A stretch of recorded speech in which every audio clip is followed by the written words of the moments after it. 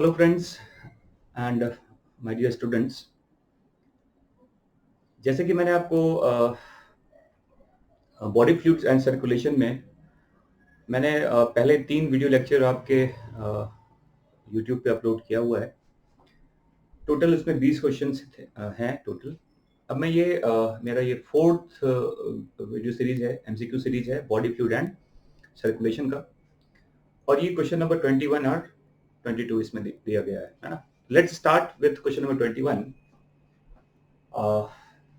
SA node is called pacemaker of the heart. Yes, we know that. ये हम सभी जानते हैं कि SA node हमारा पेसमेकर है हार्ट का। क्वेश्चन यहाँ पर ये है कि SA node को हम पेसमेकर क्यों कहते हैं। तो ऐसे इसमें मैंने देखो ऑप्शंस जो फ्रेम किया हुआ है, देखिए ए लिखा हुआ है, it contains all the autorhythmic cells of the heart. Second, it stimulate AV node and bundle of his to generate action potential. It has fastest spontaneous rate of depolarization to threshold. And D, it is innervated by division of branches of ANS, autonomic nervous system, to modify the rate of heartbeat. तो ये 4 options दिए गए हैं और इसमें आपको best appropriate answer ढूंढना है कि ऐसे नोड को पेस मेकर क्यों कहते हैं।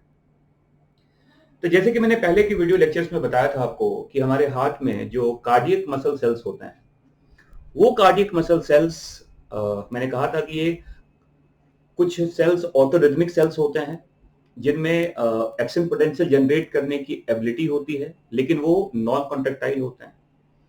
और मोस्ट ऑफ द सेल्स जो कॉन्ट्रैक्टाइल होते हैं उनमें एक्शन पोटेंशियल जनरेट नहीं होता। तो ऐसा कहना कि हमारे सारे हार्ट के सेल्स ऑटोरिथमिक हैं, ये तो गलत हो जाएगा फिर, है ना। और ऐसा भी नहीं है कि केवल ऐसे नोड में ही ऑटोरिथमिक सेल्स है। मैंने कहा था कि ऐसे नोड है, एवी नोड होता है, बंडल ऑफ हिज होते हैं, इनके ब्रांचेस होते हैं, ये हमारे ऑटोरिथमिक सेल्स हैं। ये सभी हार्ट के स्पेशलाइज्ड कार्डियक मसल सेल्स होते हैं जिनमें एक सेल्फ एक्साइटरी एक्टिविटी होता रहता है और ये लिमिटेड टाइम पीरियड में या एक डेफिनेट टाइम में कुछ लिमिटेड एक्शन पोटेंशियल जनरेट करता है जिसके रिदम से हमारा हार्ट बीट भी कंट्रोल होता है ना। तो ये कहना गलत है। ये ऑटोरिथमिक सेल्स हमारे एवी नोड में भी होता है, बंडल ऑफ हिज में भी होता है ना। It stimulate AV node and bundle of His, ऐसा भी नहीं है।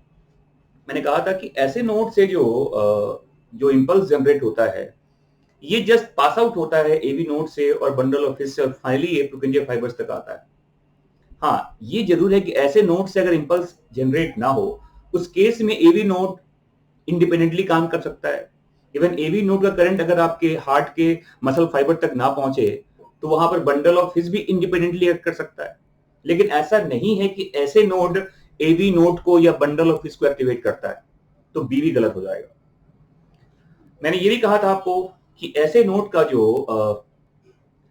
जो थ्रेशोल्ड कहते हैं आप, हमारा हार्ट बीट जो है 72 टाइम्स पर मिनट कहते हैं, actually 72 to 75 times per minute, और यही हमारा एक्शन पोटेंशियल जनरेट करने का रेट भी होता है ऐसे नोड का, जो बाकी सारे जो हमारे नोडल टिश्यूज होते हैं जहां से करंट क्रिएट होता है उससे ज्यादा होता है।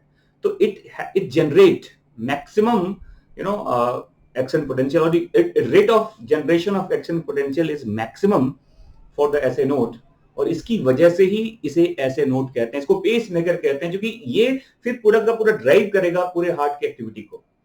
अगर हमारा हार्ट 72 to 75 टाइम्स बीट कर रहा है तो इसका जो ड्राइविंग फोर्स है वो हमारा ऐसे नोड ही होता है, ठीक है। And that's why SA node is called the pace maker of the heart.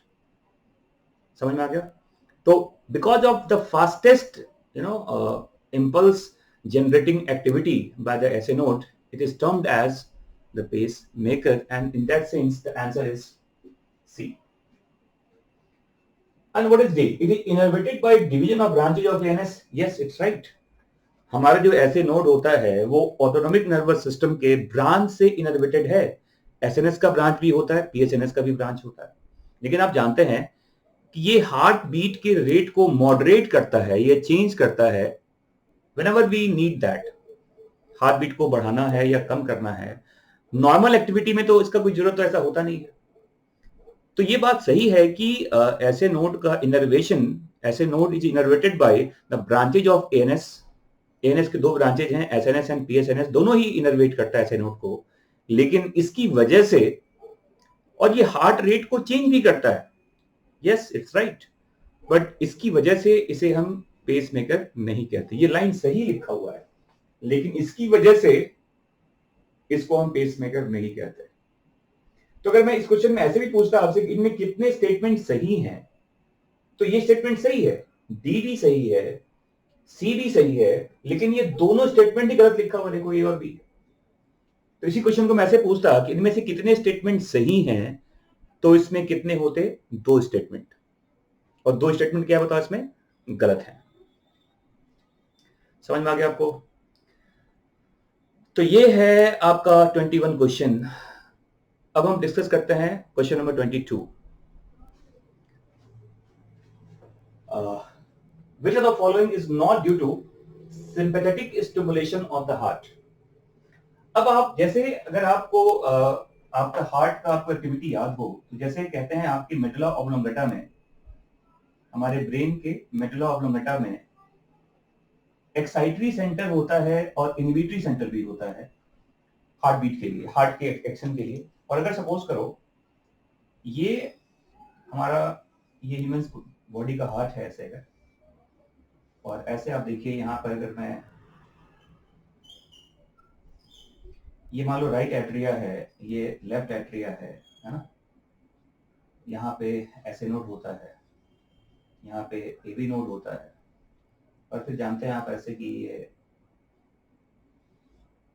Bundle of his से ऐसे करंट आता है, ये बंडल ऑफ हिस के एबी बंडल कहते हैं, ये फिर बंडल ब्रांच है, क्योंकि ये फाइबर्स होते हैं, देखो ऐसे इसके अंदर, और ये ऐसे कनेक्टेड होता है इंटरनोडल ब्रांच के थ्रू, ऐसे नोड एबी नोड। और जैसा कि मैंने बताया था, या जैसा कि आप जानते हैं कि ये जो हमारा हार्ट बीट का एक्साइटरी सेंटर है, एक्साइटरी सेंटर होता है और इनहिबिटरी सेंटर भी होता है। एक्साइटरी सेंटर का जो एक सिनेप्स होता है इसके न्यूरॉन्स का, देखो ये ऐसे नोड के साथ है, ये इसका सिंपैथेटिक ब्रांच होता है, और जो इनहिबिटरी सेंटर होता है इसका भी देखो एक अटैचमेंट आपके ऐसे नोड के साथ है, सिनेप्स ये भी करता है, और ये पीएसएनएस का ब्रांच होता है, पैरा सिंपैथेटिक नर्वस सिस्टम कहते हैं इसको। दोनों और इन दोनों को मिलाकर आप एएनएस कह देते हो, है? तो एक्साइटरी सेंटर जो आपके मेडुला ऑब्लोंगेटा के अंदर जो प्रेजेंट है, इसका जो कनेक्शन है, इसका जो एक, इसके न्यूरॉन्स का जो, इसके जो नर्व का एक सिनेप्स होता है, वो ऐसे नोड के साथ है, और इस सिनेप्स के पॉइंट पर आप जानते हैं कि it secrete hormone called norepinephrine और एपिनेफ्रिन, मोस्टली ये नॉरएपिनेफ्रिन ही होता है। और जो पीएसएनएस का जहां सिनेप्स होता है आपके ऐसे नोड के साथ, वो रिलीज करता है एसिटाइल कोलिन को। ये याद रखिएगा, क्वेश्चन पूछा जाता है कि एसिटाइल कोलिन हमारे बॉडी का एक एक्साइटरी न्यूरोट्रांसमीटर है, लेकिन ये हार्ट में इनहिबिटरी हो जाता है। पीएसएनएस releases, the neurons of the nerves of PSNS releases acetylcholine at the synapse जहां पर वो ऐसे नोड के साथ मिल रहा है, और वो हार्ट बीट को कम करेगा, और एक्साइटरी सेंटर जो होता है वो हार्ट बीट को बढ़ाता है। हार्ट बीट बढ़ाएगा, हार्ट के कॉन्ट्रैक्शन की स्ट्रेंथ को बढ़ाता है ये, और हम ज्यादा ब्लड को पंप करते हैं, फिर हमारा कार्डियक आउटपुट भी क्या होता है, बढ़ जाता है। और पीएसएनएस क्या करता है, इसको डिक्रीज करता है। तो एपिनेफ्रिन या नॉरएपिनेफ्रिन ये हार्ट बीट को बढ़ाएगा by the activation of SNS, और ये एसएनएस इसके अंदर बहुत इंपॉर्टेंट रोल प्ले करता है, क्योंकि एसएनएस अब ज्यादा डिपोलराइज होता है, और जो आपका, आप जो कहते हैं जो करंट का जो ऐसे नोड से एवी नोड तक का जो करंट के जाने का टाइम है, उसे भी ये कम कर देता है जब एसएनएस एक्टिवेशन की बात करते हैं, तभी तो हार्ट बीट ज्यादा होगा। तो वो जो आपका जो एक ड्यूरेशन होता है ऐसे नोड से एवी नोड तक के, या ऐसे नोड से पुर्किंजे फाइबर्स तक के करंट का जाने का, वो करंट का टाइम क्या होगा बताओ, वो थोड़ा कम हो जाता है, और वो कम होगा तो आपका हार्ट बीट ज्यादा होगा। और अगर कम होगा तो आपको मैंने कहा था कि जो एवी नोड होता है उसका काम डिले करना होता है। अब वो डिले अगर ज्यादा करेगा तो हार्ट बीट आपका स्लो होगा, तो आपको एवी नोडल डिले को और कम करना होगा, उसे ज्यादा नहीं कर सकते आप। अगर ज्यादा करेंगे तो हार्ट बीट आपका और स्लो हो जाएगा। तो पहली बात तो ये है कि सिम्पैथेटिक स्टिमुलेशन की वजह से हमारा हार्ट बीट तेज होता है। हार्ट बीट का जो हार्ट का कॉन्ट्रैक्शन है, स्ट्रेंथ ऑफ कॉन्ट्रैक्शन भी क्या होगा, उसका इंक्रीज होता है। और कॉन्ट्रैक्शन बढ़ने का कारण क्या है? आप जानते हैं कि हार्ट के मसल्स के बाहर कैल्शियम का पूल बहुत जरूरी होता है। ईसीएफ में कैल्शियम का रहना बहुत जरूरी होता है, और जितना ज्यादा कैल्शियम का एक इनफ्लो होगा आपके हार्ट मसल सेल्स के अंदर, उतना ज्यादा हार्ट के मसल्स का जो स्ट्रेंथ ऑफ कॉन्ट्रैक्शन होगा वो क्या होगा, इंक्रीज करेगा। और याद रखिएगा, कई बार जैसे अगर आपको आपका हार्ट बीट को अगर फास्टन करना हो तो ऐसी दवाइयां दी जाती हैं, जैसे डिजिटलिस वगैरह का नाम लिया जाता है, जिसकी वजह से आपके हार्ट मसल सेल्स में कैल्शियम का जो कंसंट्रेशन है वो इंक्रीज करता है। वो काफी देर तक कैल्शियम को आपके हार्ट मसल सेल्स के अंदर प्रेजेंट रखता है। समझ में आ रहा है? तो कैल्शियम का रहना बहुत जरूरी है हार्ट मसल्स के कॉन्ट्रैक्शन के लिए। Clear? And in that regard अब आप इसका आंसर बताइए। मैंने आपको सारा क्लू बता दिया कि ऐसे नोड अगर एक्टिवेट होगा तो क्या नहीं होगा इसमें। देखिए, अब ऑप्शन पढ़िए आप। ए क्या लिखा हमने, increases calcium permeability in the cardiac muscle cells.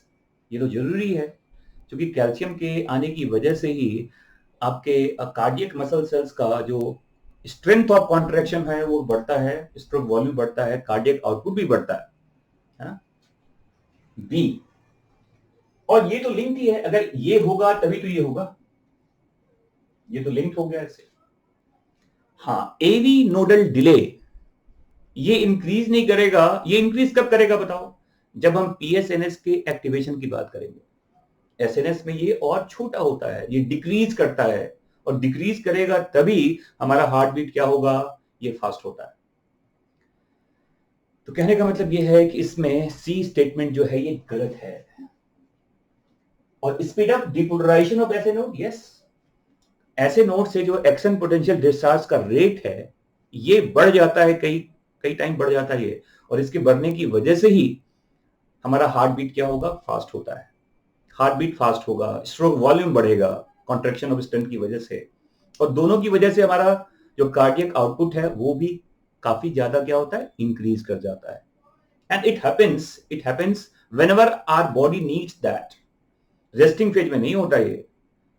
आपको अगर ज्यादा एक्सरसाइज कर रहे हैं, आप ज्यादा फिजिकल वर्क कर रहे हैं आप, है ना, उस केस में ऐसा होता है। और ये हमारे बॉडी का एक कंपनसेटरी मैकेनिज्म है।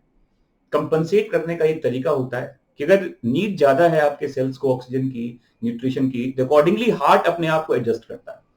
और उसके एडजस्टमेंट में brain play a very important role. The medulla oblongata, the hind part of the brain, the hindmost part of the brain, although our heart is called myogenic heart, normal case में इसको ज्यादा brain से कोई मतलब नहीं होता। लेकिन अगर whenever we need that activation of the body activity, in that case our ANS, the part of the brain, the part of the nervous system, ये बहुत इंपॉर्टेंट रोल प्ले करता है। तो ये था, and the answer is C. तो in brief ऐसे याद रखिएगा कि एसएनएस इपिनेफ्रिन, हार्ट बीट बढ़ता है, स्ट्रेंथ ऑफ कॉन्ट्रैक्शन बढ़ता है, कार्डियक आउटपुट बढ़ता है, एवी नोडल डिले डिक्रीज कर जाता है। पीएसएनएस एक्टिवेट होगा तो वो इन्वॉल्व करेगा एसिटाइलकोलिन को, हार्ट बीट घटेगा, स्ट्रोक वॉल्यूम भी घटेगा, कार्डियक आउटपुट भी घटेगा, और एवी नोडल डिले इंक्रीज कर जाता है उसमें। ठीक है, चलिए अब हम डिस्कस करेंगे question number 23 and 24। Here is question number 23 and 24. 23 is like this. If all the autonomic nerve of the heart is blocked, the resting heart rate would be.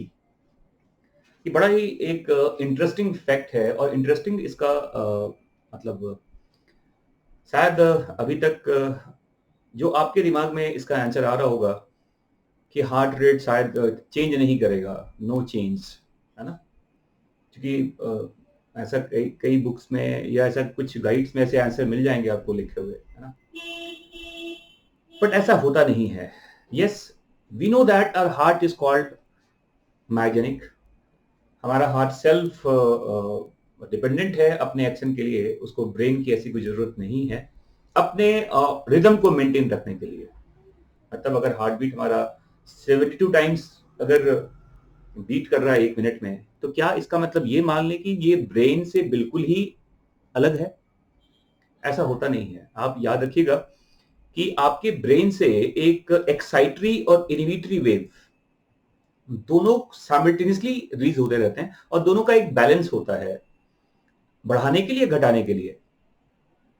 और ऐसा बताया जाता है कि अगर आपके हार्ट का कनेक्शन पूरी तरह से ब्लॉक कर दिया गया एएनएस के ब्रांचेस से, तो जो आपका एक एक्साइटरी जो एक्टिविटी है वो तो चलेगा, इनहिबिटरी का जो इनहिबिशन का जो एक कंट्रोल है वो बिल्कुल ही खत्म हो जाता है. और ऐसा अगर हुआ और आपका हार्ट ज्यादा एक्साइटेड मोड में रहेगा, तो इंपल्स का जो रेट जब या कह सकते हैं जो हार्ट बीट का जो एक रेट है वो कहीं ना कहीं इंक्रीज कर जाता है. तो ऐसा नहीं कि चेंज नहीं होता, वो इंक्रीज कर जाएगा और इसकी जरूरत नहीं है. अगर बेवजह आप रेस्टिंग स्टेज में अगर आपका हार्ट बीट तेज हो जाए तो ये कार्डियक आउटपुट को बढ़ा देगा, ब्लड प्रेशर बढ़ा देगा और बेवजह ब्लड प्रेशर बढ़ने की वजह से स्ट्रोक तक हो सकता है, ब्रेन की कैपिलरी रप्चर हो सकते हैं, है ना. तो ये मतलब ठीक नहीं है. एज पर द नीड हमारा हार्ट बीट बढ़ता है, बट रेस्टिंग स्टेज में हार्ट बीट तो एक कांस्टेंट रेट से होना चाहिए, and that is nearly about 72 times और 75 times per minute. And in that way the answer is, अब देखो heart beat will completely stop, ये तो है नहीं. हमारा हार्ट माइजेनिक हार्ट है, हार्ट बीट तो पूरा स्टॉप होना नहीं है, डिक्रीज नहीं करेगा, चेंज तो करेगा. और ये चेंज क्या बताओ? हार्ट रेट पहले से और ज्यादा बढ़ जाता है, और इसका आंसर इसमें क्या होगा? ए. अब बिल्कुल यूनिक तरह के क्वेश्चंस हैं ये. इवन जितने भी क्वेश्चंस आपसे डिस्कस किए जा रहे हैं, I can challenge, you will not get any word in your any guide and in your any ABCD kind of books जो मार्केट में अवेलेबल हैं आपके मल्टीपल चॉइस में. I have seen lots of question in that. 500-600 question होते हैं और उसमें से 70% क्वेश्चन तो ऐसे होते हैं कि जिसका मतलब आपको बहुत ज्यादा उसमें दिमाग लगाने की जरूरत नहीं होती. तो बल्क में आप क्वेश्चंस की तरफ मत जाइए.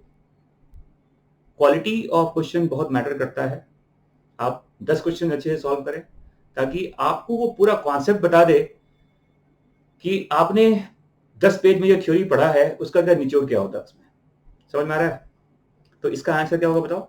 इसका आंसर है इंक्रीज. मे बी अभी तक आपको ये, अभी तक के मेरे ख्याल से एग्जामिनेशन में एक क्वेश्चन तो ऐसा आया था, अगर आप गाइड में कभी देखेंगे, शायद आई डोंट नो उसका आंसर क्या दिया गया है, बट अभी मैंने बता दिया कि अगर ऐसा क्वेश्चन आएगा तो हार्ट रेट आपका क्या होगा? वो इंक्रीज करेगा. क्लियर? चलिए आगे चलते हैं. Stroke volume is determined by, अब देखो ये सब आपको पता है, ये कोई बहुत बड़ी चीज नहीं है कि स्ट्रोक वॉल्यूम क्या होता है. तो आपको पता है कि आपके हार्ट के जो 4 चैम्बर्स हैं, इसमें जो आपका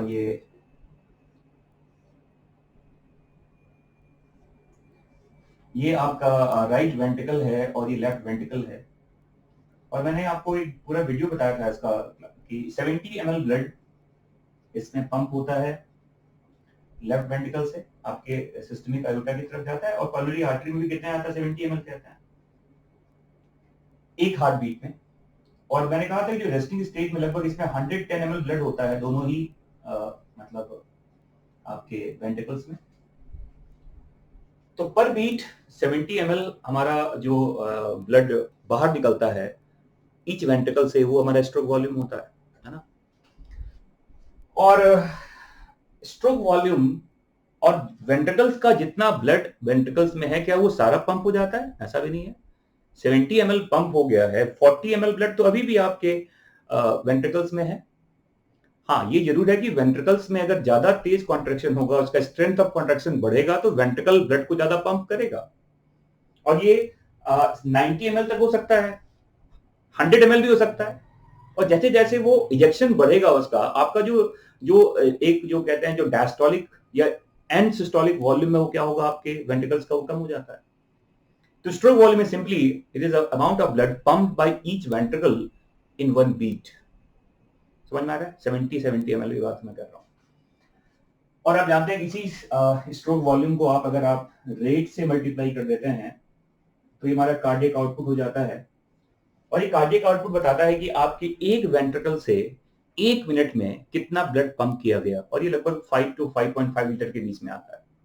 क्लियर? और एन एवरेज मैं बता रहा हूं आपको। तो क्वेश्चन यही है कि स्ट्रोक वॉल्यूम डिटरमाइन कैसे होता है, कितना वो ब्लड पंप करेगा पर बीट में एक वेंट्रिकल, वो डिसाइड कैसे होता है। ऑप्शन देखिए, extent of Venus return.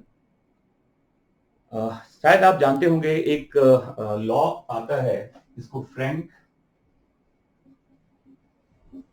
Starlink law कहता है।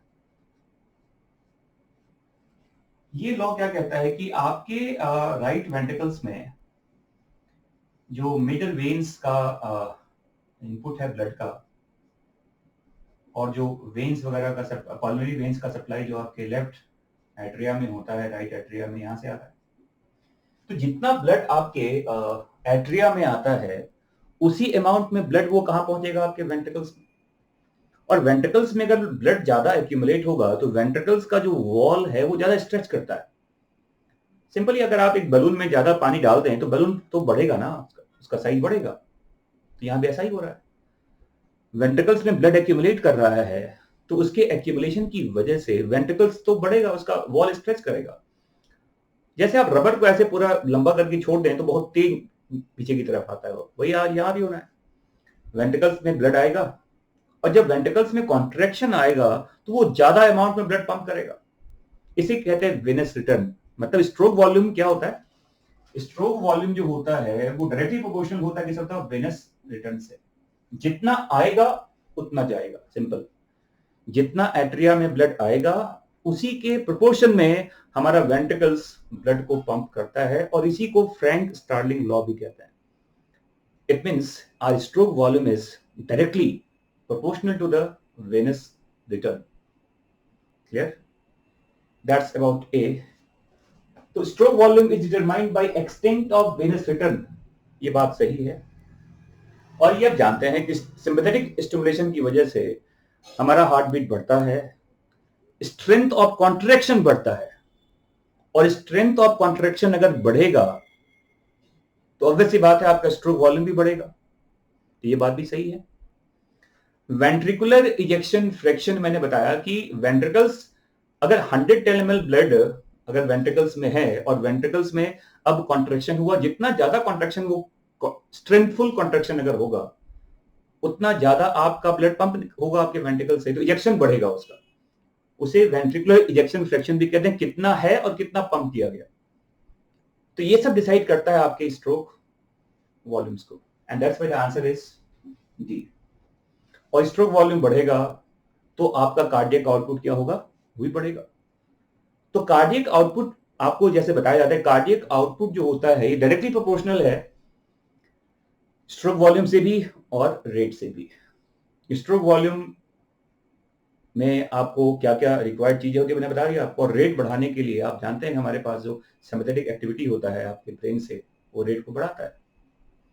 तो ये हो गया क्वेश्चन नंबर 23 एंड 24।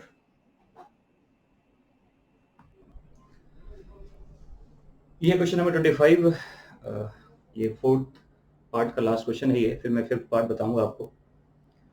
क्वेश्चन ये है कि how many statement is correct in given information. ये कुछ इंफॉर्मेशन है, 6 इंफॉर्मेशन मैंने दिया है। अब ये पूछा जा रहा है इनमें से कितने स्टेटमेंट सही हैं। कुछ तो आप जानते हैं जिसके बारे में मैं डिस्कस कर चुका हूं ऑलरेडी। तो क्वेश्चन यहाँ पर फर्स्ट इंफॉर्मेशन ये दिया गया है कि increase in cardiac output will increase blood pressure in the resting stage. Yes, आप जानते हैं कि जो ब्लड प्रेशर है आपका ब्लड प्रेशर का मतलब आप जानते हो ना कि जो हार्ट आपका ब्लड पंप करता है, तो जो एक आर्टरी के वॉल का जो एक एक्सपेंशन है, या आर्टरी में जब ब्लड पंप हुआ, तो प्रेशर एक्चुअली एक आप कह सकते हैं कि वो जो इलास्टिक रिकॉइल एक्टिविटी होता है आपके आर्टरी के वॉल में, कि हार्ट ने ब्लड को पंप किया, और जो एक रेजिस्टेंस है आपके आर्टरी का, आर्टरी के ब्लड वेसल्स का, वो रेजिस्टेंस कम है या ज्यादा है। रेजिस्टेंस अगर ज्यादा है तो ब्लड प्रेशर कम है, रेजिस्टेंस अगर कम है तो ब्लड प्रेशर क्या होगा आपका, मतलब रेजिस्टेंस अगर ज्यादा कर रहा है तो ब्लड प्रेशर भी ज्यादा है आपका, और रेजिस्टेंस कम है तो ब्लड प्रेशर भी क्या होगा, ये कम होता है। तो उसे कहते हैं पेरिफेरल रेजिस्टेंस कहा जाता है इसको, है ना। मैं क्या बोल रहा हूं, जैसे सपोज करो ये हमारा आर्टरी है, ये हमारा एक ब्लड वेसल, ये हमारा आर्टरी, और इस आर्टरी में एक, जैसे हार्ट ने जब, ये सपोज करो ये हार्ट है आपका, और जब ये इसमें ब्लड को पंप कर रहा है, तो जो इलास्टिक नेचर होता है आपके ब्लड वेसल्स का, उसकी वजह से अब ये इसमें क्या होगा बताओ, एक एक्सपेंशन होता है, आर्टरी का वॉल इलास्टिक है तो ये एक्सपेंड करेगा, है ना। इसके बावजूद भी कहते हैं जो हमारा वॉल है वो ब्लड के अगेंस्ट एक तरह का वो जो उसका अपना जो रेजिस्टेंस है आर्टरी के वॉल का, and that is the measurement of our blood pressure in fact. तो जो पेरिफेरल रेजिस्टेंस इस पे एक्ट कर रहा है, देखो इसे कहते हैं पेरिफेरल रेजिस्टेंस कहते हैं इसको। ये रेजिस्टेंस इसके फ्लो को क्या करेगा बताओ, अपोज करना चाहता है। अब ये रेजिस्टेंस अगर कम है तो आपका ब्लड प्रेशर भी कम होगा, अगर रेजिस्टेंस ज्यादा है तो ब्लड प्रेशर भी आपका क्या होगा, ज्यादा होगा। तो जितना ज्यादा अमाउंट में आपका ब्लड पंप होगा आपके आर्टरी में, उतना ज्यादा आपका जो कहा जाता है, जो एक, क्योंकि इलास्टिक नेचर है नो डाउट, बट वो कितना एक्सपेंड करेगा, उसके बियॉन्ड अगर ब्लड पंप कर रहे हैं आप, तो रेजिस्टेंस का लेवल और क्या होगा बताओ, इंक्रीज कर जाता है, तो ब्लड प्रेशर भी क्या होगा हमारा, बढ़ जाएगा। तो कार्डियक आउटपुट के बढ़ने से ब्लड प्रेशर बढ़ जाता है, और खासकर रेस्टिंग स्टेज की बात करें तो ये बात तो सही है कि increase in cardiac output will increase blood pressure in the resting stage, ये स्टेटमेंट सही है। Increase in Venus return will increase cardiac output, ये मैंने पहले के आपको वीडियो लेक्चर में बताया हुआ है क्वेश्चंस में, कि अगर आपका वेनस रिटर्न बढ़ेगा तो कार्डियक आउटपुट बढ़ता है, दैट्स राइट, ये भी सही लिखा हुआ है। Increase in heart beat will increase blood pressure in the resting stage, ये बात भी सही है कि हार्ट बीट अगर बढ़ेगा, अगर आपका हार्ट बीट बढ़ेगा तो कार्डियक आउटपुट बढ़ेगा, और कार्डियक आउटपुट बढ़ेगा तो आपका ब्लड प्रेशर भी क्या होगा, वो इंक्रीज करेगा, ये बात भी सही लिखा हुआ है। Increase in blood pressure will increase the heart beat.